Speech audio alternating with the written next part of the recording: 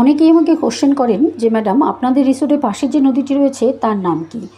আচ্ছা, আজকে আমি বলে দিচ্ছি এই নদীটির নাম কালীখোলা নদী, যেটি চেন নদীতে গিয়ে মিশেছে এবং এই নদীটি পার হলেই একটি ফরেস্ট রয়েছে, সেটা কাঠামবাড়ি ফরেস্টের কিছুটা অংশ।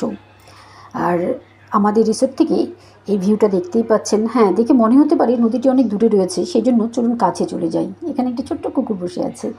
এই যে নদী, আর তার পাশেই আমাদের ফেন্সিং। বোঝাই যাচ্ছে নদী এবং রিসোর্টের দূরত্ব কতটা, একদম কাছাকাছি। এখন আমি রিসোর্টের রেসিডেন্টাল এরিয়াতে চলে আসলাম। এটা বাইরের থেকে কটেজগুলো আমি সামান্য দেখানোর চেষ্টা করি, শেষে একটা কটেজের ভেতরেও আমি ভালো করে দেখিয়ে দেব।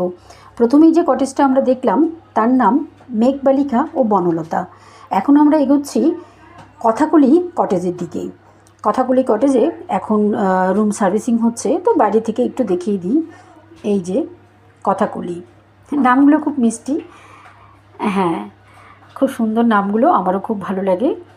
আর আমাদের রেসিডেন্টাল এরিয়াটা কিন্তু অনেক বড়, সেজন্য আমাদের কটেজগুলো একটা থেকে আরেকটা মোটামুটি 30 ফিট ডিস্টেন্স তো হবেই। এরপরেই আমরা যে কটেজের দিকে যাচ্ছি তার নাম আকাশগঙ্গা আর গাংচিল। এই দুটো কটেজ আমাদের 40 বিঘা এরিয়ার ঠিক মাঝখানে অবস্থিত, যাতে করে চারিদিকের ভিউ আপনি এখান থেকে পেয়ে যাবেন।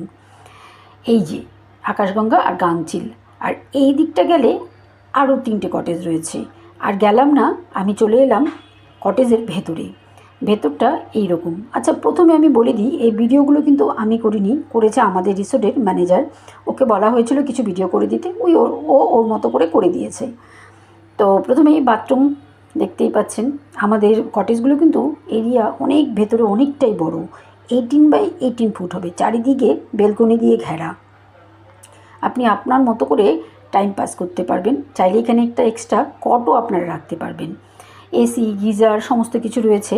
আমি আরও ভালো করে কটেজের ভেতরের ছবিগুলো দেবো যখন আমি নিজে যাব, তখন ভিডিও করে। আর এই যে বাইরেটা। থ্যাংক ইউ, সবাই।